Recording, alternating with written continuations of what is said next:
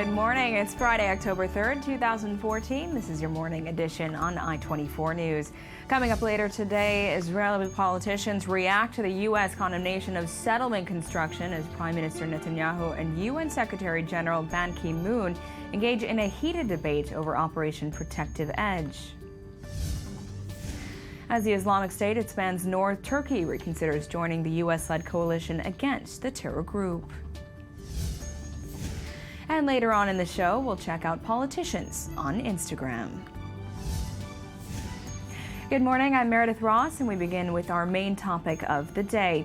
Israeli politicians are reacting to the White House and State Department condemnations of settlement construction plans in East Jerusalem, released just 1 hour after the Israeli Prime Minister and U.S. President held a brief meeting in Washington. This as Prime Minister Netanyahu asked UN Secretary General Ban Ki-moon in a heated meeting to halt inquiries into the shelling of UN facilities in Gaza this summer until Israel has completed its own probe into the events.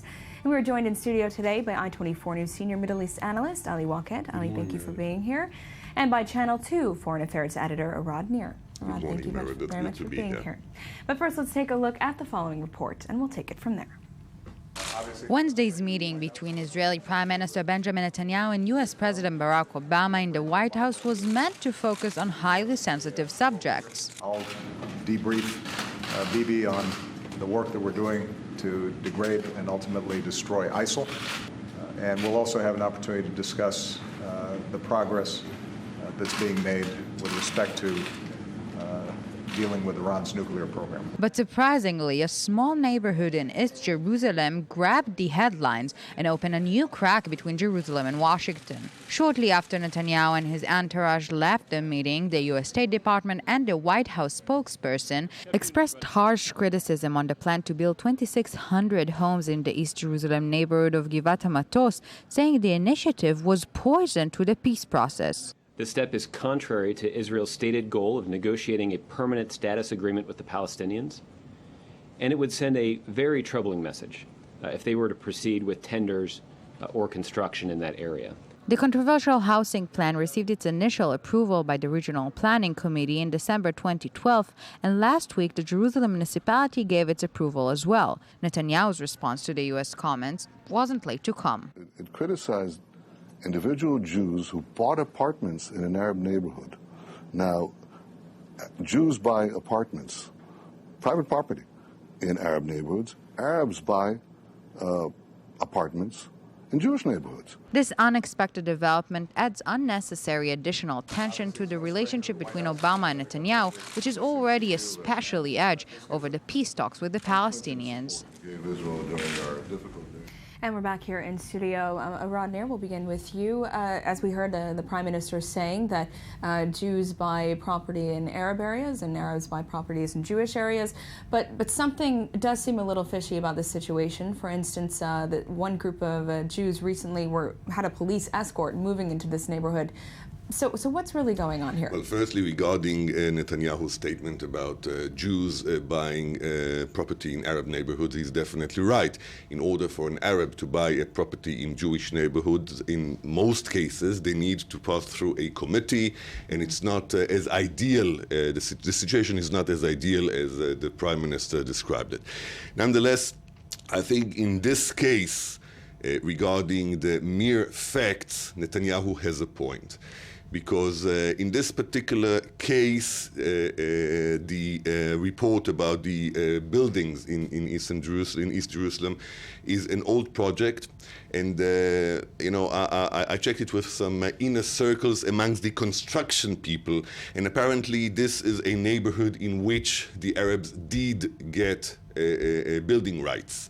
So it's a bit, it's an equal construction there between Jews and Arabs. So this particular case, in this particular case, when we zoom in, Netanyahu has a point. The Americans apparently did not check their facts. We tried to check it before it was published, or before the Americans made a tool of it, and apparently these are the facts. It's an old project. It's nothing new. Well, we live in the world that we live in.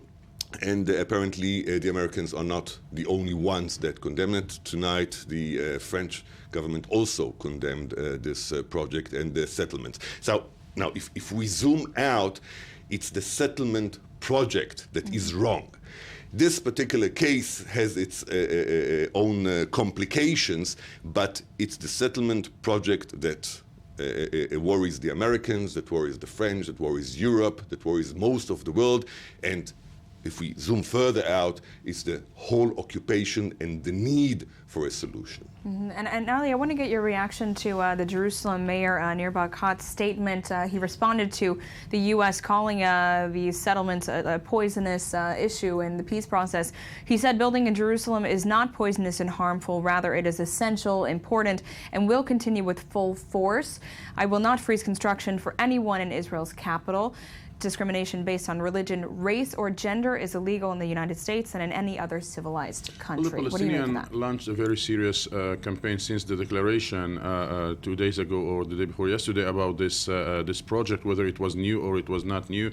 For the Palestinians, it was the proof that the Israeli establishment, the Israeli system, is saying something about commitment to the two-state solution, and on the other hand is still very implicated in making facts on the grounds. And the campaign of the Palestinian is based on urging the United States to renew its commitments that the Clinton outlined, that says that Jewish properties in Jerusalem are for the Jews, and Arab properties, whether the Israelis bought them or whether the Israelis took control of them illegally, will be back to the Palestinians. So in the last couple of days, Clinton outline was a word that the Palestinians used it, and according to some Palestinian sources, the team of Secretary of State Kerry expressed their understanding to the fact that the most of the facts on the ground that took place in East Jerusalem after the 1994 will be put on the table of negotiations between Israelis and Palestinians. The Americans try to calm the Palestinians that the facts on the ground, especially in East Jerusalem, will not be a fact forever, and they will be discussed of. Is there anything that the Americans can do, for instance, to reassure the Palestinians over settlement issues, or is it just they completely have no influence on this issue? For the moment, they don't have a big influence, and I'm very doubtful if before the midterm elections, and even after, when the Democratic Party will start thinking about the coming elections, if the American administration will go against the Israeli government. But there is no doubt that these last reports about settlements projects allow the Palestinians to score some points, or at least to equilibrate the speech of President Abbas that was not appreciated. But if we look from the Palestinian perspective, it seems that Prime Minister Netanyahu, with his speech plus with the last reports about the new housing project, felt that this round in the UN was the score was for the favor of the Palestinians. Now, whether this score that was in the favor of the Palestinians will be translated into measures, concrete steps to relaunch a peace process with a calendar, with a schedule, a clear schedule, like the Palestinians are demanding, we need to see the coming days. For the moment, there are intensive talks between the Americans and between the Arab group, try to find a formula that will prevent the Arabs from bringing Jordan, by the way, that is supposed to bring the Palestinian initiative to the recognition of the 1967 borders with a clear schedule to the end of the occupation. Now, whether the Arabs and Palestinians will be convinced not to bring this initiative to the Security Council, and on the other hand, getting a promise from the Americans to launch a serious peace process, we need to see it. The problem is that the Palestinians are feeling full understanding from the Americans, and on the other hand, full distrust distrust from the American administration vis-a-vis Prime Minister Netanyahu. And in between, they don't know what would be the track that the administration will follow. And I do want to delve into this a bit further, but I do want to change the subject now to the meeting between the Prime Minister and UN Secretary General Ban Ki-moon. Obviously a very heated meeting. And to discuss this further, we're joined now live from New York by Walla correspondent Amir Tivon. Thank you for being with us. Hi, hello.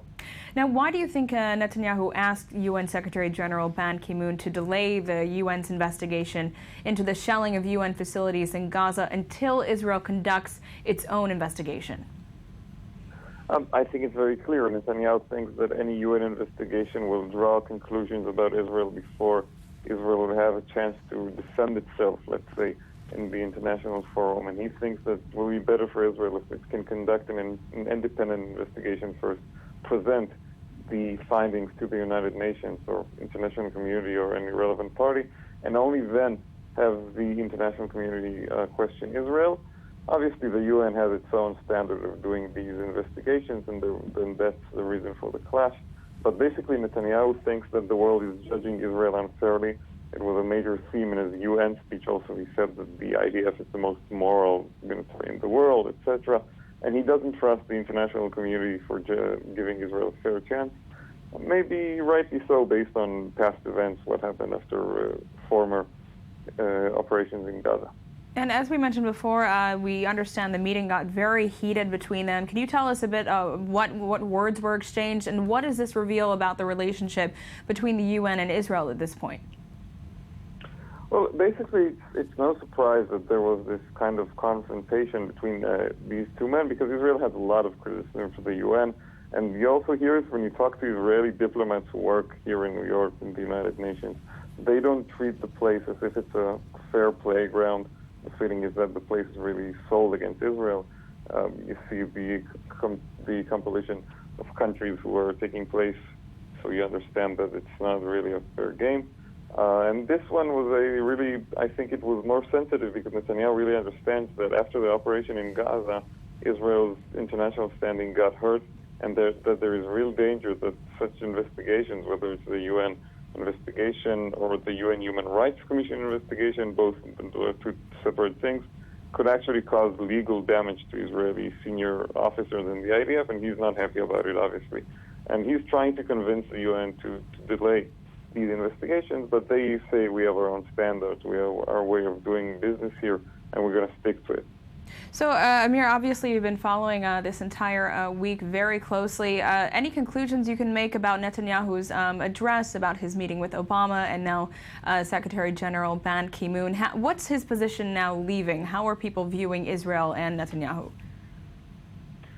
I think it was pretty much a good week for Netanyahu before the meeting with Obama on Wednesday. I don't think he really had such a big issue over the meeting with Ban Ki-moon, because he doesn't appreciate the United Nations that much anyway and doesn't view it as a very important player. But I think that the meeting with Obama was really a turning point in his visit. Because until that meeting on Wednesday, most of the visit was, I think, pretty nice for him. He had a very good meeting with the Prime Minister of India, Mr. Modi, right. A historical meeting, really, the first time the Israeli and Indian Prime Ministers have met in more than 10 years. And he liked his own UN speech, which I didn't think was that amazing, but people around him tended to really compliment him on it, and he thought it was good. And he had some good time. He met old friends. And then came the meeting with Obama that really changed everything, because while the meeting itself, it seems, was okay, they sat for almost 2 hours and there weren't any big clashes, right after the meeting, when the Americans discovered the story of those 2,600 building plans in Jerusalem, the White House published a very harsh condemnation of Israel, and suddenly everything turned around. Suddenly, instead of coming to present Israel's truth, as he said, he found himself having to explain very small, nitty-gritty details of building plans in Jerusalem, and he didn't want to be in that situation. I see. Well, Amir Tivon, thank you very much for these comments and for joining us. Thank you. Rod, reactions to this, especially with regard to the meeting with Ban Ki-moon? Well, during this meeting with Ban Ki-moon, Netanyahu used this term, disproportionality, the term that was used towards Israel's force applied to the Palestinians, which the whole world claimed it was disproportionate to the damage that Hamas caused to the Israeli side. Now, Netanyahu used this very same term, and he said that the reaction of the UN organizations to Israel regarding the war in Gaza is disproportionate because they didn't take into account the amount of suffering that Hamas imposes on the Israeli side. Now, if you look at the text that news outlets have been using, this text is disproportionate because I read it very, very carefully. I tend to find only what Netanyahu said. It was very disproportionate. There was no Ban Ki-moon's side in these reports. Why? Because it's Netanyahu's side that put forward this information. The UN Secretary General's office is mute. They do not comment, they do not react. This is usually their general way of behavior. But it seems that Netanyahu actually is declaring an all-out war, at least a war of words. Because he said, if we are not being heard while we are talking softly, then we might be heard if we are talking loudly. And he is about to repeat his slogans and his propaganda ideas wherever it will be possible, however it will be possible, and it will be repetitive, and he will try to nullify, at least in words, the whole criticism that is being imposed towards Israel recently. Now, coming back to this general visit, with your permission, there's a repetitive motive in Netanyahu's speeches and declarations all over. He's saying that there are new opportunities that emerged towards any kind of peaceful solution between Israel and the Arabs. He talks about new opportunities that emerge out of the new situation in the Middle East, and there are moderate Arab countries that are willing to go hand in hand with Israel towards peace. So his idea now is not pacifying or reconciliating with the Arab world through Palestinian peace, but getting Palestinian peace through reconciliation with the rest of the Arab world. Okay, we are waiting. Netanyahu is talking about it, he's repeating it, he said it to the President of the United States. Now, as unfriendly the two figures are, if you say such a thing next to the President of the United States openly in front of the cameras, you have to cash it eventually. Now, I don't know how he's going to do it because he is not accepting the Arab initiative, which is originally the Saudi initiative. So let's hope that something is being brewed under the table, and eventually we will see the product, and we'll all bless it. Apparently, at the moment, things seem stuck, and as Ali mentioned yesterday, there's a draft, said earlier, there's a draft resolution that is being circled in the UN corridors to the Security Council, which claims total Israeli withdrawal from the occupied Palestinian territories by November 2016, right, this which is is new 2-year deadline. 2 years' time. So something will have to be done. I personally have a feeling that the Palestinian society is getting to the threshold within the West Bank, etc. It seems that Mahmoud Abbas is managing to contain this frustration yet, and to contain the tendency to go into violence, but eventually, if nothing will happen, we'll have to face the consequences. Right, and possibly another repeat of what we saw this summer. Now, regarding the alliances with moderate Arab states, how likely is it the leaders will accept cooperation with Israel? Well, I think the Arab reaction was via this draft that is circulating in the Security Council and among the members of the Security Council and the General Assembly, and the fact that Jordan, maybe the most moderate Arab country in the Israeli perspective, is the one who is leading this Arab campaign to support the Palestinian demand for a full Israeli withdrawal by 2016, is the Arab answer to Benjamin Netanyahu. What is right is that, yes, there are some common points that Israel and the Arab world share regarding to Hamas nuclear bomb, regarding to the Muslim Brotherhood threat, and to the radical Islamic threat in the region. But these are the common points. Now, moving from here to try to double the Palestinians and not to go directly to the Palestinian file and to try to get to the Arab world via the Palestinian track, this is something that for the moment most of the Arab leadership are not conceiving. And Benjamin Netanyahu in his speech mentioned Cairo, mentioned Amman, Riyadh, and the Emirates. And like hours after his speech, I talked with sources in both the Egyptian and the Jordanian foreign ministry, and nobody was taking into serious this proposal of Benjamin Netanyahu to go hand by hand with Israel and to make pressure over the Palestinians. They repeated the slogan that the door to the Arab world is in Ramallah and not the opposite. I see. Well, we are going to conclude this segment. Ali Waked Rodner, thank you very much for this. But we are moving now to Hong Kong, where pro-democracy protesters agreed on Friday to hold talks with the government while vowing to continue their occupation of the city's center.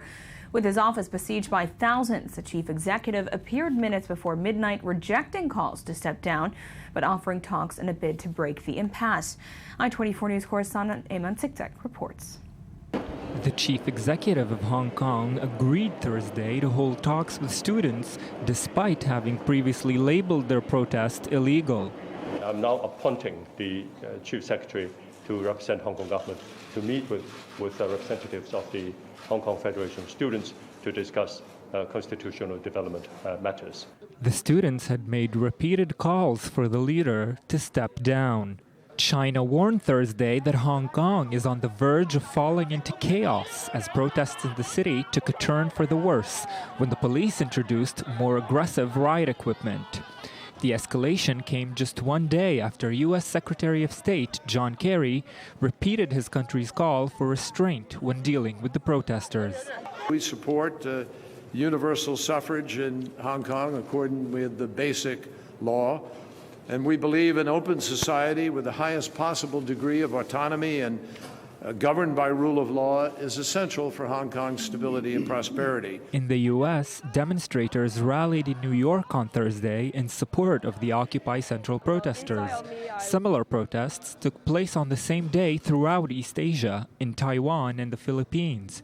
But the situation is growing more complex by the day in Hong Kong, where a new kind of protest also took place on Thursday, in support of the police. We want to support the police because we can see that the police suffered a lot in the past few weeks, and it continues. And as divisions begin to emerge among the protesters in Hong Kong, Beijing stated its support of the police's decision to use rubber bullets to quash the demonstrations, hardening the line against the Occupy Central movement despite international condemnation. So, Arada, this is certainly an interesting development. There have been developments almost daily in these protests. So we've heard that the protest leaders have agreed to meet with government officials, but they are still out on the streets and still protesting. Can we expect a breakthrough? Well, there will have to be a breakthrough, and we all hope that it will not be a violent one, even though that many observers assume that there will be no way out of violence. Talking about this, the Israeli Foreign Office yesterday issued a travel warning to Israelis to avoid these areas in Hong Kong because they anticipate an escalation in violence. Now, for the time being, we must understand that this is a test for the one state, two systems idea of Hong Kong embedded into China. These demonstrators are trying to keep this idea going, to guard this promise from the regime in Beijing. Now, mind you, it seems that Beijing is trying to accept this as well, because pictures like this are unacceptable anywhere else in China except for Hong Kong. This cannot be seen. You know, they would have dispersed them in hours, if not in minutes. So the Beijing is studying its options, is seeing where is it heading to? Because if we go back to square one and remember why these people are out there, it's nothing about what's going to happen tomorrow or next year.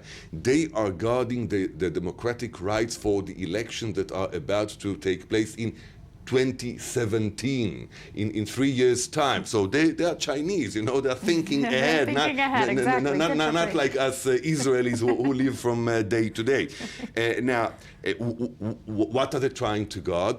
The Chinese governor of Hong Kong said that he is going to vet every candidate for the elections in 2017. They don't accept it because they say this is undemocratic. We want to choose our own candidates. We won't have Beijing vetting our own candidate. This is not democracy. So this is the main issue.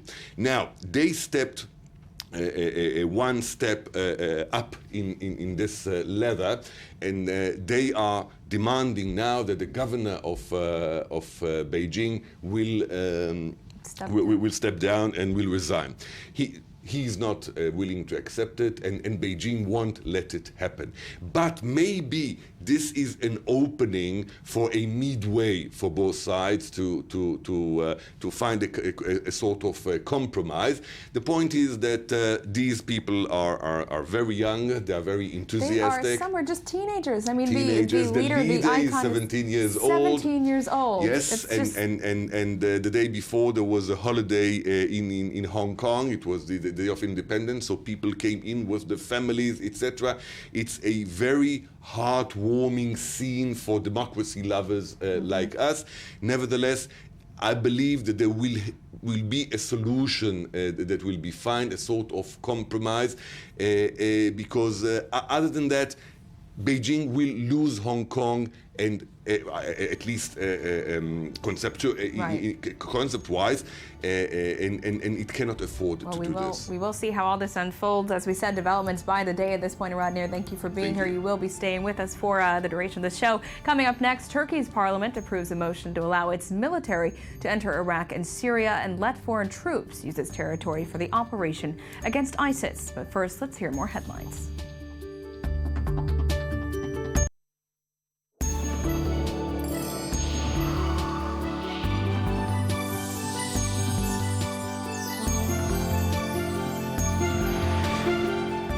Let's say hello and good morning to Anthony Grant, who joins us daily to discuss the news you missed while scanning the headlines. Tony, what do you have for us? Good morning. Okay, well, we didn't miss this one because you were just talking about it, but just real quick, Times of Israel has the story. Jerusalem mayor has defended new construction in the city's east. Of course, we're talking about Jerusalem mayor Nir Barkat, who says he will not freeze construction for anyone in Israel's capital.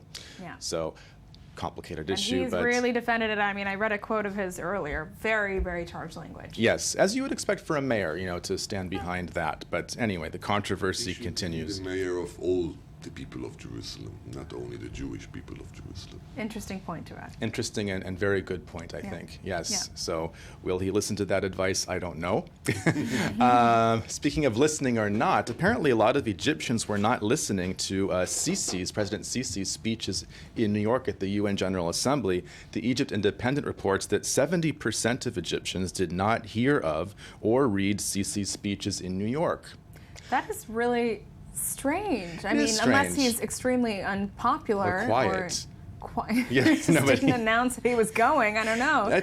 People actually, it goes on to say in the article that people in Egypt knew he was in New York, but they just kind of weren't tuned in specifically to what he was saying. So I guess he was really directing his remarks and speeches more at the international public, but still not very closely followed domestically. He should learn from Netanyahu to direct his speech time to the prime time on TV. You don't know what time, maybe it was early in the morning. Or it's something, possible, yeah. You know, the Possibly. time differences may have influenced it. Yeah, it could have been. Good observation there. Also, on another sort of medical note, Times of London ran this headline, which I was surprised to see, but it bears mentioning. The Texas Ebola victim actually had vomited on the street as he waited for help. Now, again, when you see a headline like this, it's pretty graphic, right? Yeah. But it just goes to show that, you know, beyond these headlines about Ebola, small risk, which it may be in some worldwide, fortunately at the moment, still, this was pretty dramatic. This guy apparently was so sick that he was being very publicly, how shall we say, revealing the potential symptoms there of Ebola. Yeah. And it comes, you know, as we're seeing stories like from the Telegraph, which does say Ebola could become airborne in a potential nightmare scenario, words coming from the chief of the UN's Ebola mission, Anthony Banbury.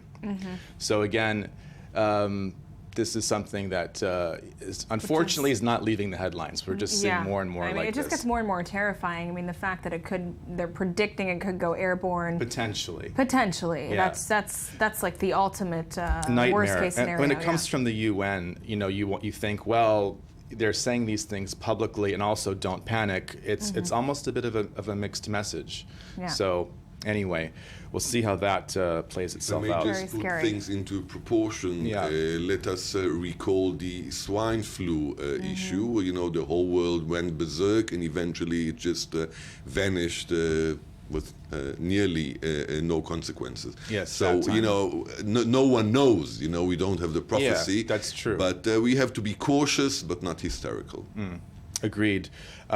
Speaking of caution, in China, South China Morning Post, a big newspaper in Hong Kong, reports that Beijing has suspended tour groups to protest hit Hong Kong out of an abundance of caution. There's a lot of people in mainland China who make trips to Hong Kong for it's a sightseeing, super popular shopping. destination. Very popular, but now they're saying, well, it's not the best time to go, so tour operators don't send Chinese tourists to Hong Kong at the present time.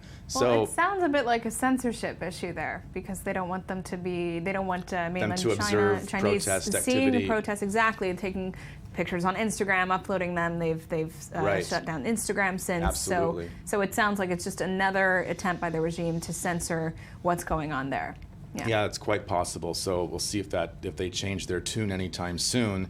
In the meantime, the Wall Street Journal reports that Russia's President Putin is a really popular guy in China, in mainland China, I should add. In mainland China, that is like the key word. The key word. In Hong Kong, at probably this not point? so much. No. Anyways, there's a book called Putin Biography, He is Born for Russia, which is flying off the shelves in Chinese bookstores. It's on the top 10 list nonfiction bestsellers at the in China right now, and you know he's a popular guy in China for various reasons. Standing up to the West. Skill to write a bestseller for China. Yeah. He would be so many potential titles in that book. That's So many, yeah. But interestingly enough, Beijing, has been accusing the Western governments of stirring unrest in Hong Kong, and now Russia is chirping in, saying that the West is stirring up the protests in Hong Kong as well. So again, popular guy in China. Not so surprising, they are allies, so it's not a big fight. Interesting reading. Yeah. Interesting viewing in Britain. If you're a soldier and you want to put a tattoo on your neck or your hands, now it's allowed. The Express reports the British Army is relaxing its rules on visible tattoos.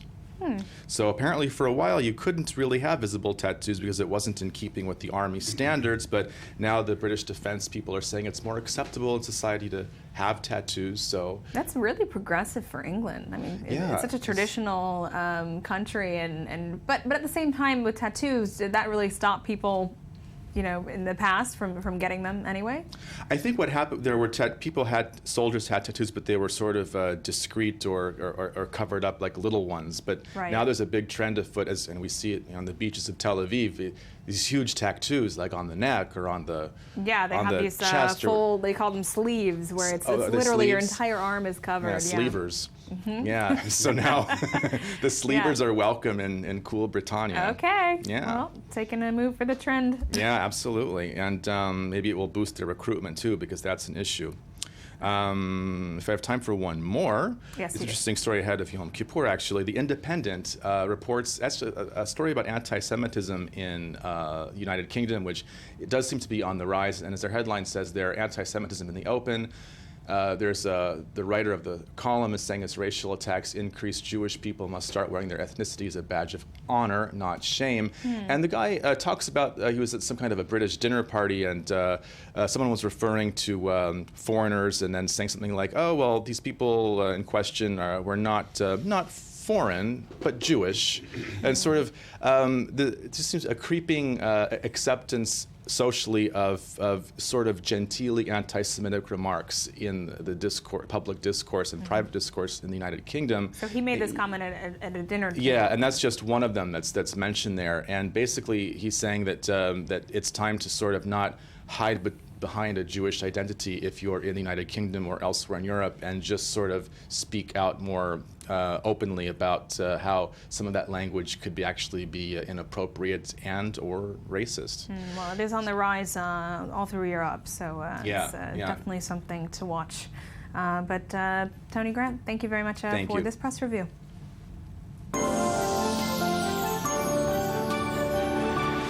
And on to our next topic. Turkey's parliament has passed a resolution allowing its military to join the campaign against the Islamic State group in Iraq and Syria.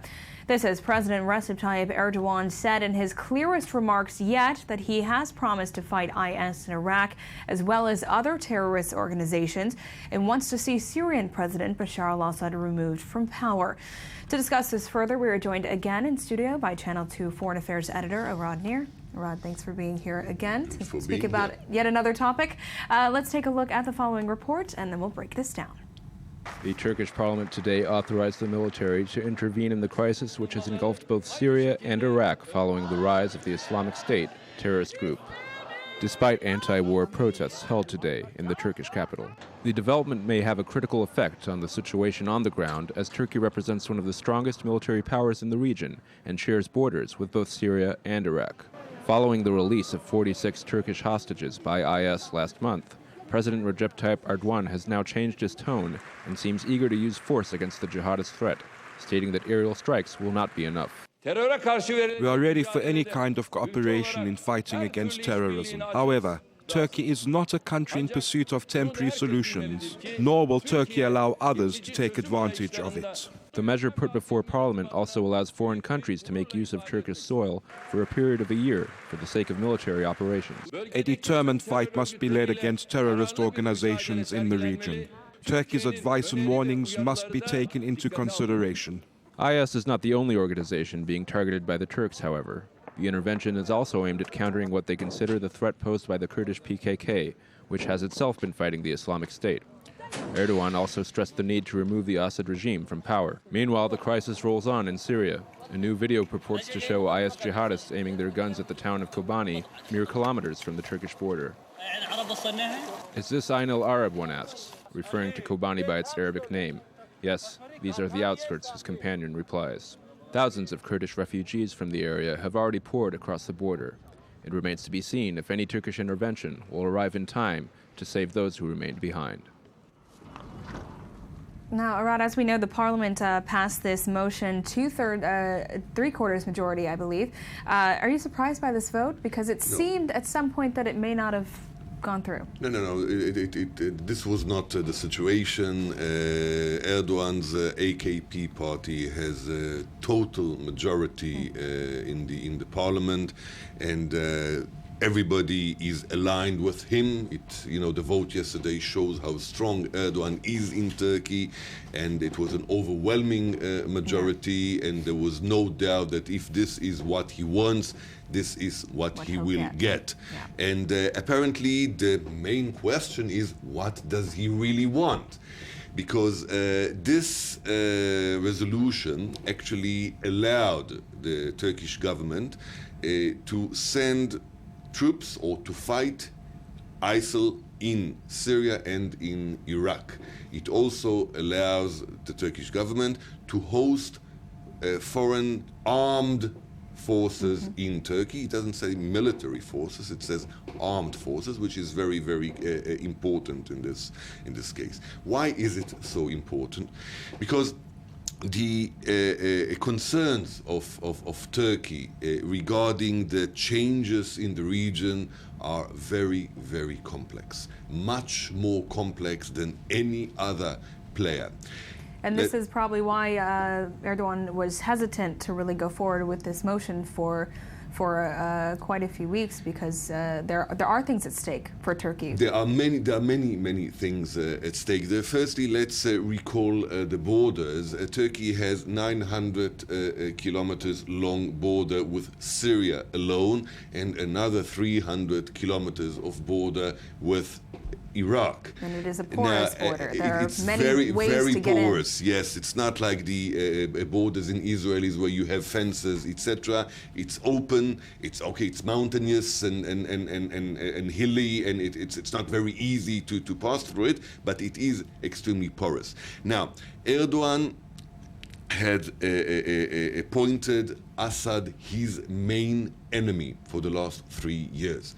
Erdogan is frustrated that his allies, Erdogan's allies, NATO for that sake, is reluctant to overthrow Assad from power in Syria.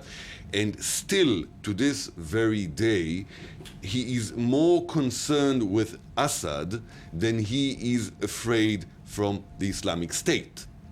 Now, if he will join the coalition, and after yesterday still, I'm stressing, if he will join the coalition, he will impose conditions to do it. The conditions will be framed in a way that he will be sure that one of the targets of this military campaign will be to oust Assad. This he won't give up, or he won't give up on it. So it still remains to be seen how this parliamentary resolution will be translated into actions, into military actions in the field, and it still remains to be seen whether he will allow combat military actions to be taken from Turkish soil by NATO or any other coalition members. And when he made this decision, right before he decided to put this to a vote, which you said obviously he has a lot of control over his parliament, but he met with President Obama. Is there any way the Americans could have swayed his judgment here? Well, no doubt. America is still the superpower, and the leader of NATO, and Obama definitely demanded this from Erdogan. When they met, there was the main pretext for Erdogan not to take part in this operation or in this coalition. Was that there were 46 Turkish hostages held by ISIS in Mosul, in Iraq. Apparently, they just try to imagine if Erdogan would have joined this coalition at that time, what would have happened in Turkey if ISIL would have slaughtered a Turkish refugee, one for a day. And there were kids there, and there were babies there, and they were holding them. It would have been a big mess. Yes, no doubt. Now, having said that, we still don't know what brought to their release, and this is another enigma. What did they strike between themselves? Unfortunately, there are other even more complex issues that we didn't touch on, but Roger, Many. thank you very much for this in-depth analysis of the situation. Thank you, Meredith. And coming up next, 14 years after the October 2000 riots against Israeli Arabs, we'll examine whether coexistence is still an option. Be back soon.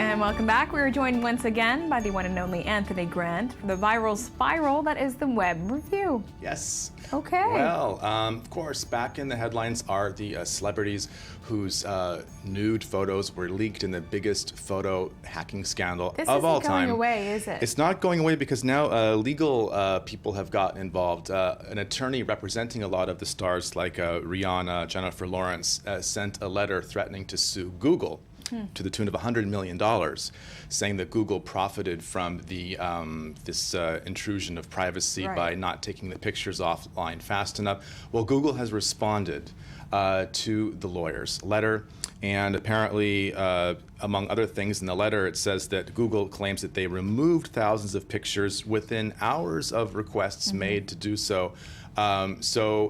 Again, Google isn't poo-pooing these accusations. They have responded, but it looks like this is not the end of the scandal. Yeah, and isn't that just pocket change, more or less, for Google, if it were to come to that? As scary as that is, $100 million probably is just pocket change to Google, but it's also a symbolic kind of thing, because if the lawyer were to prevail in this case, it kind of sets a precedent for future potential leaks. And it's not really Google's fault. I mean, Google wasn't responsible for the leak, and I guess it's like blaming the phone company for an obscene phone call. Right. You know, it's sort of they're just playing the blame game. Who can we blame? Who can we make pay for this? Yeah, and in the meantime, it keeps it in the news, right? So in a sense, the celebrities, in a sense, benefit from that. So interesting legal give and take there. Okay. Yeah. So the celebrity nude photo saga is not over. Not over. Unfortunately. One celebrity, whose photo was not leaked, mercifully enough, Jeff Goldblum. Oh. Yeah. Quirky sense of humor, great actor. I haven't heard about him in a while. Okay. Yeah, haven't seen The Fly on DVD for a while. Lots of great films. Actually, he's in a commercial now it's causing a bit of a stir online because he's it's for, I think, for GE and light fixtures, and he talks about how good lighting is so important to his career. I think we have a little clip of it. Okay. What does it take to live a life of fame on the big screen, the small screen, even the silk screen? That's my face. The answer may surprise you. Really great lighting. Have I benefited from exceptional lighting? You tell me. Okay. Yeah, I love that last shot. Yeah. It's okay. For Jeff Goldblum fans, it's really 2 minutes or whatever it is of fun, it is regardless fun. of what he's trying to hawk there. Yeah, it's a nice little comeback. Yeah, I think it's a Home Depot tie-in. He's so loved, and it's a cute commercial. Yeah, very quirky. I think he's channeling Liberace there. Okay. And 1970s, whatever. So fun stuff. Okay.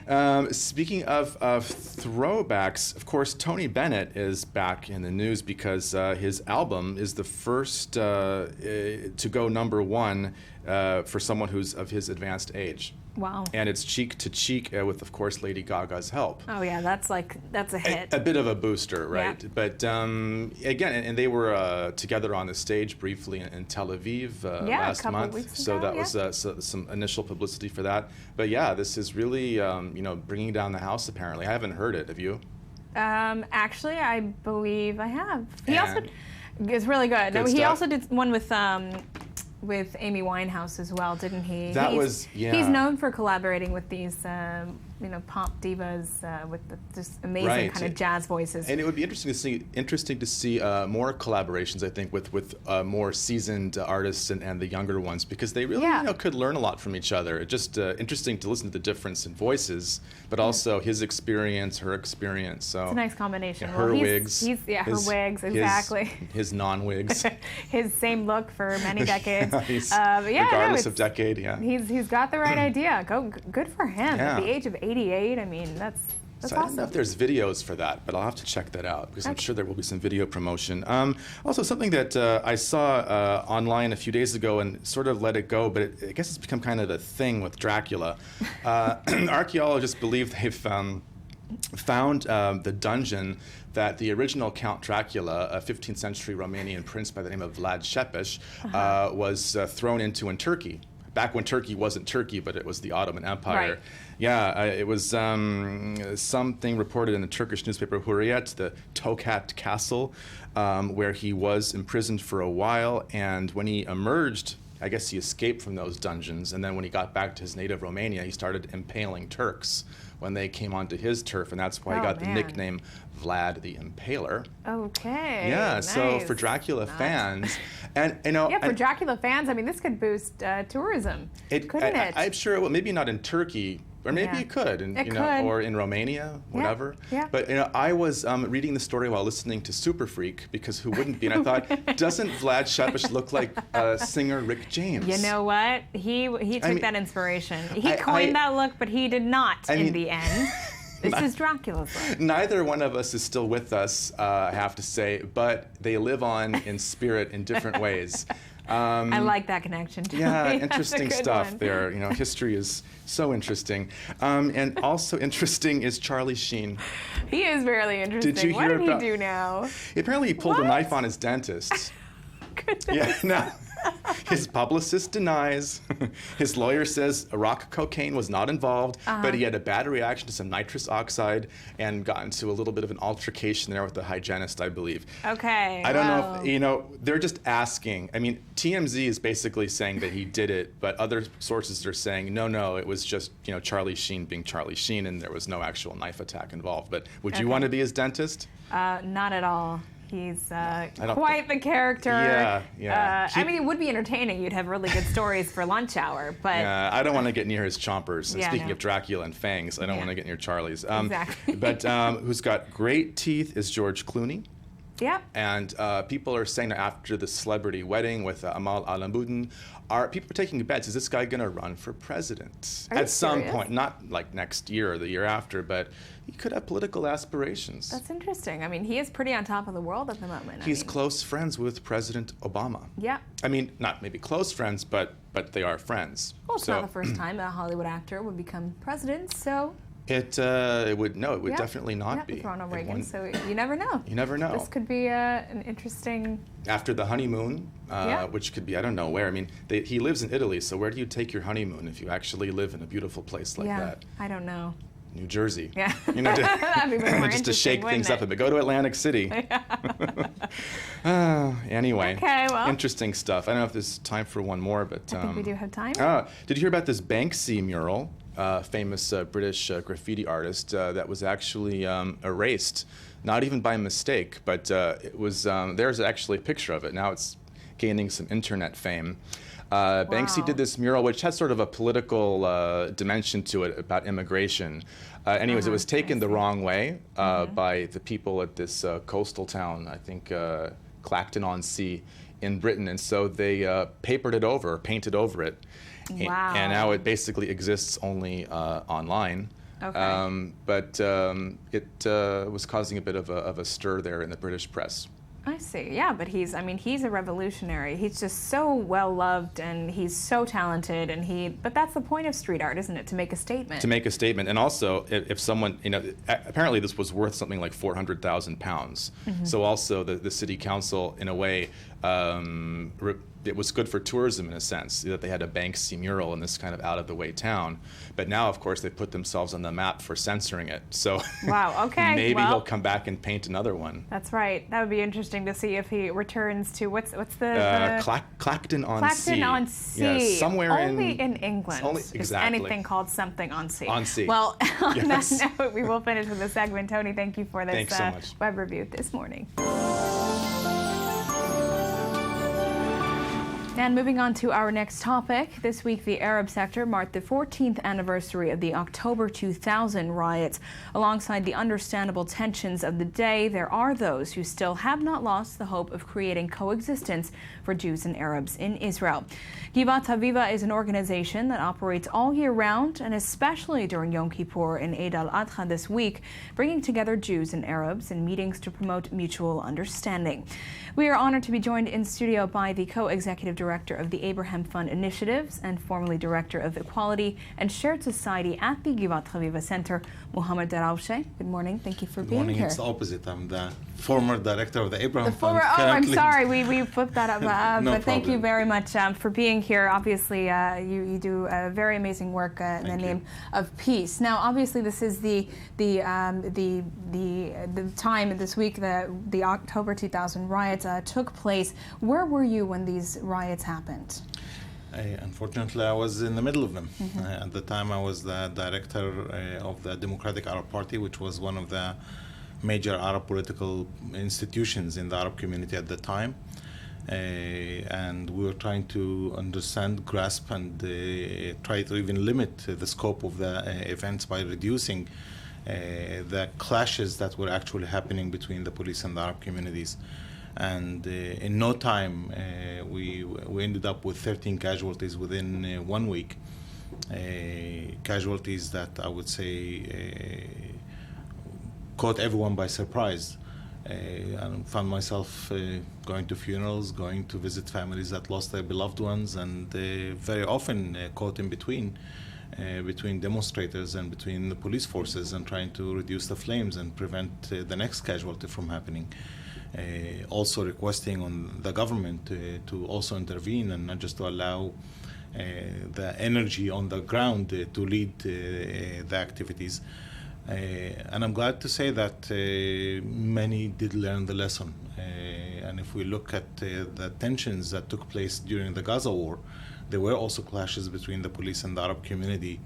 And luckily this time they did not leave any casualties, and that's not a coincidence. So you think because of this, as you said, perhaps the Israeli police learned their lesson, and do you think they are more careful when engaging with protesters? Oh, clearly. I've accompanied the Israeli police over the past 14 years in what we call policing in a multicultural society. How would the police understand its role? One of the criticisms against the police by the Or Commission at the time, and I quote from the Or Commission, which investigated the events of October 2000, the commission said that the police views the Arab citizens as enemies to be controlled instead of citizens to be serviced. It's a huge difference. Right. So when you come to an interaction between an Arab demonstrator and a policeman that sees you as an enemy, so naturally he's more ready and more prepared to shoot, to kill even.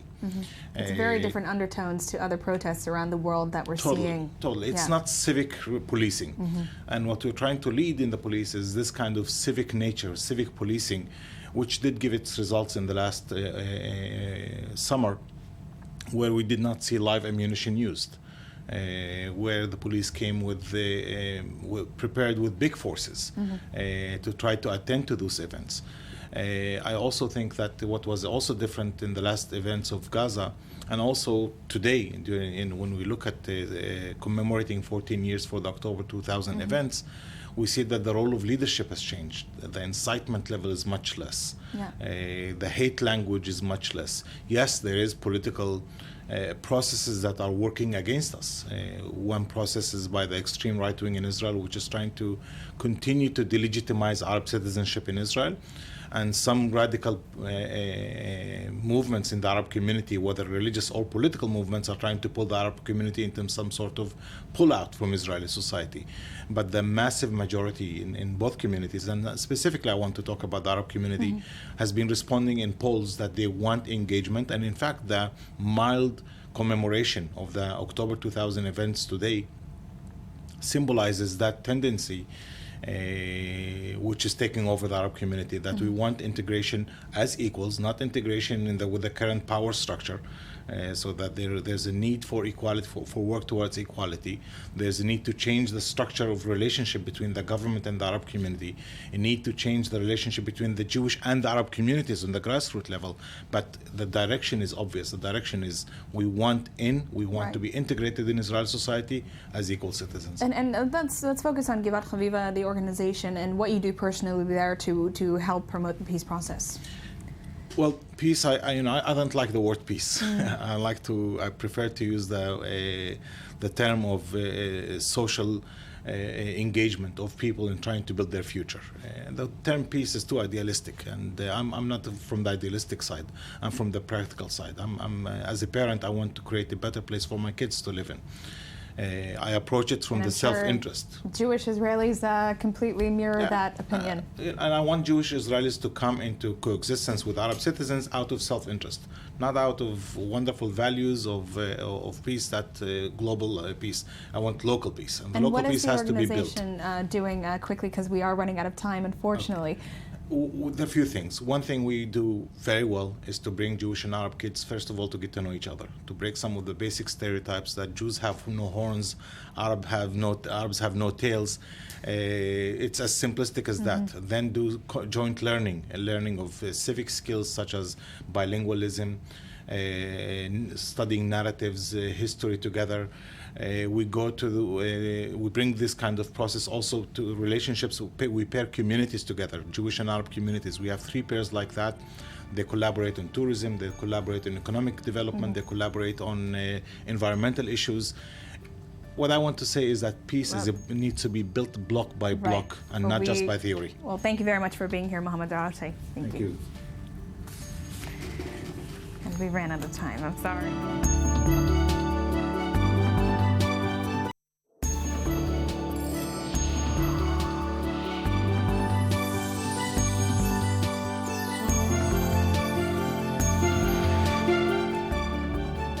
And welcome back to this morning edition of 924 News. We are joined in studio now by mega geek author and game designer Ziv Kicharo. Ziv, good morning.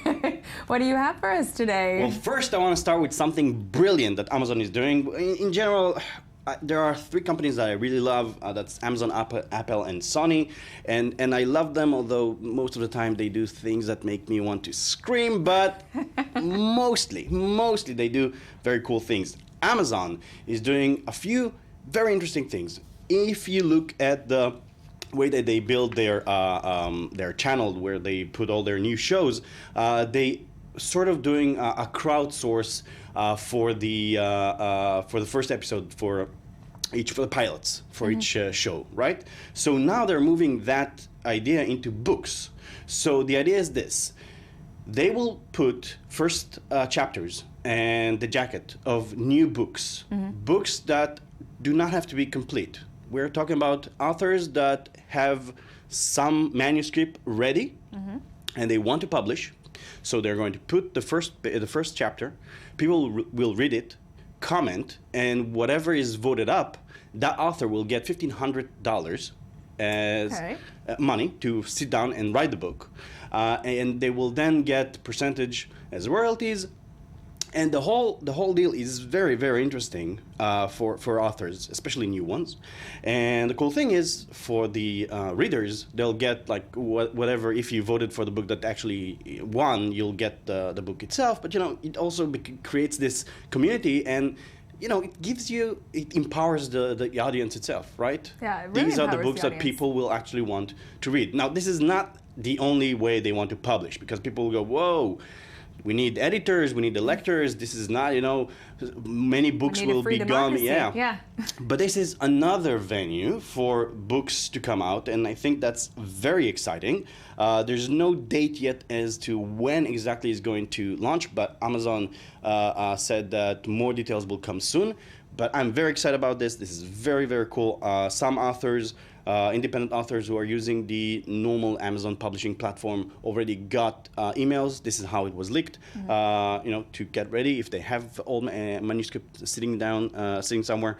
So this is really, really cool. Very cool. Revolutionizing the world of writing. Exactly. Okay, what else do you have for From us? there, we're going to the movies. Jupiter Ascending, the new trailer from the Wachowskis brothers. They're not brothers, they're brother and sister, right? I think they're brother and sister. I actually would not know the answer to that. I think it's a sister and a brother. Anyways, so far, when you saw the trailer, it looked like an amazing CGI, brilliant cacophony with nothing really interesting. But now the new trailer actually tells a story. Now, this is not a brilliant, as far as we know from the trailer, this is not a brilliant original story. This is a story about a princess, Mila Kunis. She's an incarnation of the ruler of the galaxy. And when she discovers that, she also discovered that these cool people who are on the screen now actually wants to kill her because they don't want her to get the throne of Earth and the galaxy. Channing Tatum. Get with it, Steve. I can't say his name. I never could. One of never, the hunkiest ever. Hollywood actors He's out very there. hot. That's all I can say. The hot actor with the elves' ears is her bodyguard, and he's very awesome. And I can't wait to see him kick some ass. As you can see now, well, he was kicked, but he's going to kick ass soon. Very cool. And yes, I'm very excited. For now, I'm excited. And up until now, I was like, okay, this is going to suck tremendously. But now I'm like, yes, I'm on board. Give it to me. Jupiter Ascending next year. I'm which is appreciating not... that enthusiasm. Yes. You're making me want to see it now. It is. It's because it's going to be fun. It's from the maker of The Matrix before they became this horrible, horrible thing, which is not The Matrix yet, has the name Matrix on it. Twice. This is like the first movie, science fiction to the extreme, super cool. Yeah. We should all watch that. Very Next, cool. Jim Morrison. Now, okay, if you know Jim Morrison, that's fantastic. If you don't know, I pity you. You're living under a rock, yeah. I need to die. Anyways, so Jim, he did some drugs. People would say that Jim was occasionally doing drugs, like all the time. So apparently, when you do drugs all the time, occasionally, you get visions of the future because he actually talked about. They found a clip of his, and he talked about the fact that people in the future, this is 1969, people in the future will be able to sit down with machines. He didn't talk about computers, with machines, and one person will be able to create a whole range of music and be a one-person band. And his whole description talks about, well, basically, in the article they talked about DJ, but we're talking about electronic music in general, and people today who actually sit down on their computer at home, they don't need anything else, and they can compose their own music, and this is actually interesting because again, back at the time, 69, the computer revolution did not occur yet. The whole idea of DJs was there was nothing like that. I mean, in clubs, bands played in club. So it was really interesting. So my message to you people today, where's the camera? Do drugs if you want to become prophets, but then don't do drugs because you won't remember what to do with the visions that you get. So bottom line, don't do drugs unless you want to make money and you have friends that you can count on, and then do drugs, tell them, and hope that they don't cheat on you and take your money. I think that the messages don't do and drugs. this is not a message. Premonition. I-24 News does not endorse this message. Not at all. At all. No drugs here. Last. But interesting. Titan, poisonous gas cloud. Okay, so like every time I talk about space and astronomy and stuff like that, sometimes I get a question: Why do we care? I mean, why? So who cares that there's a poisonous gas methane thing on Titan? I mean, who cares? Well, the thing is that when we research other planets and when we research specifically the moon, Titan is the moon. We can learn more about where we came from, where Earth came from, because the atmosphere there at the moment is sort of like Earth was millions of years ago. So this helps us understand more about life, where we came from, where we're going, etc. Now, the interesting thing is that this poisonous gas who's running for 2 years now, this cloud is running there for 2 years, its location in the atmosphere is not where scientists would suppose it should be, because the poison, the materials that it's made of are not supposed to be icy at this temperature. The fact that they are means that there are things that we don't know yet as to how all these materials and how these gases relate to each other. Now, scientists are going to work on it a bit more because they still don't have all the information, but by unlocking this answer, by understanding more about that, we will be able to better understand how, as I said, how life developed on Earth, and also eventually, once we know that, this helps us in conquering the galaxy, or at least the solar system. As you know, the Dutch people are going to build a colony on Mars by 2021, and Elon Musk just declared that he's going to put millions of people on Mars. Is this a thing So now? this is a thing. Okay. Well, we will see. Well, thank you Conquer the stars. For these this really outer space segment here. Thank you very much, Steve, for this. Bye-bye. And we're joined also by our I-24 News diplomatic correspondent, Tal Shalev, bringing us a weekly mix of politics and Instagram. So, Tal, what are the pictures that are gaining a lot of traction from the politicians' accounts? Well, much more down to earth than Ziv's presentation, Literally. but and a lot less spectacular. But the Israeli Prime Minister did the UN this week. He gave his annual UN show. So even before, the gimmicks and the props, and there was a big build-up for this speech. And Netanyahu accompanied this build-up on his Instagram account. Just an hour before the speech, he posts a photo of him holding something that looks like a poster. You can see this photo now. And that, of course, sparks speculations on Twitter. What will be his gig? What will be the poster? Will we have another BB bomb? Then after about 30 minutes, he posts a picture of him walking with his assistants. And just like 4 or 5 minutes before the speech starts, he sits in his chair, and he's sitting he posts a photo of him sitting in his chair doing the last preparations. Just a lot of build-up. In the end, Bibi, sometimes he's called Bibi King. Well, all in all, he's quite a drama queen. He likes the drama. He likes the drama, and he likes to build up the drama. But while Netanyahu was in New York, one of his New York friends, Governor Andrew Cuomo, made a surprise trip to Afghanistan. And this, he also, we learned about this from his Instagram account, basically. He was part of a State Department and Pentagon delegation. He got briefings from troops on the ground and from Pentagon officials. And he said he decided to take the trip because of the growing power of the IS organization. You can see him here. He's on his way. Taking a selfie with a soldier. Taking a selfie with a soldier. This is actually in Germany and a stop on the way. But this Cuomo visit to Afghanistan is his second foreign visit in the past summer. That's why it's sparking space. And the first one was, guess where? Here. Yours truly in Israel. He came in the midst of Operation Protective Edge to demonstrate his support to Israel. So this is, of course, sparking speculations about what his presidential ambitions might be. He hasn't commented on that yet. That's true. He is looking presidential in this photo, for Definitely instance. looking presidential. But in the meantime, what's happening is that he got into a political mess anyway, because in 6 weeks' time he has election day for his second term as governor, and of course the Republicans are lashing out at him. Why is he going on all these foreign policy trips? He has a lot of statements about terror in the past month following the 9/11 commemoration events and everything. So Cuomo is on the rise. Will he be president? It might be good for Netanyahu because they're quite good friends. Yeah, well, it looks as though he's kind of ahead of elections, trying to make the best impression possible. Yeah. Yes, well, But, you know, the real news from New York came Yeah. this week from an Upper East Side hospital in Manhattan on Friday evening at I know where you're going. 7:03 p.m.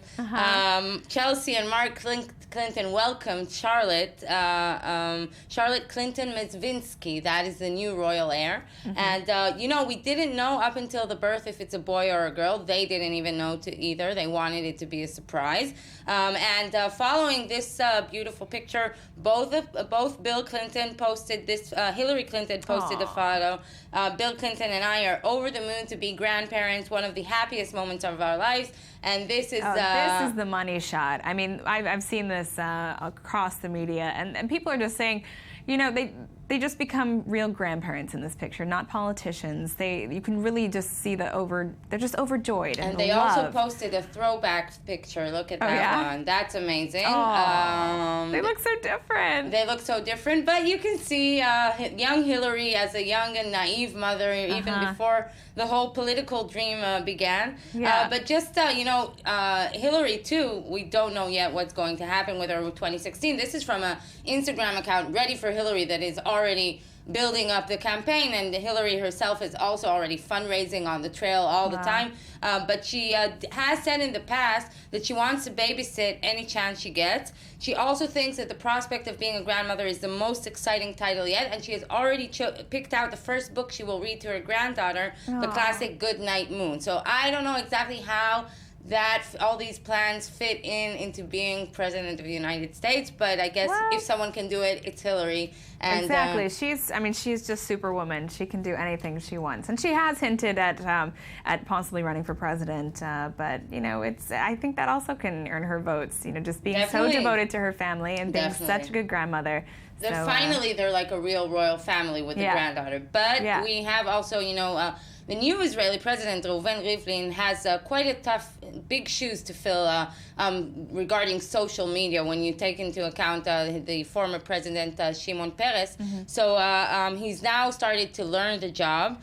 This week, he posted a viral video, and it's been praised by everyone. The story goes like this. The boy on Rivlin's side, his name is George Amira. He's a boy from, 11-year-old boy from Jaffa, just near to us from Jaffa. He was bullied in school. So a few days ago, he posted a YouTube photo holding signs describing his situation, that every day he's a target for nicknames such as homo girl and faggot. He's been bullied in school. So President Rivlin caught this on video, and he actually contacted the boy, urged him to come to his house, and then they posted this photo in which they are promising ourselves that this year they'll act for tolerance, empathy, unity, equality, and Rivlin says values we must have in our state. And you know how Peres was a very directed outside international president. So Rivlin this week is getting a lot of praise for being focused on the inside problems, and actually is gaining a lot of points. This video did gain him a lot of points. Yeah, I mean, way to go, Rivlin, because as we know, Shimon Peres, I mean, he is huge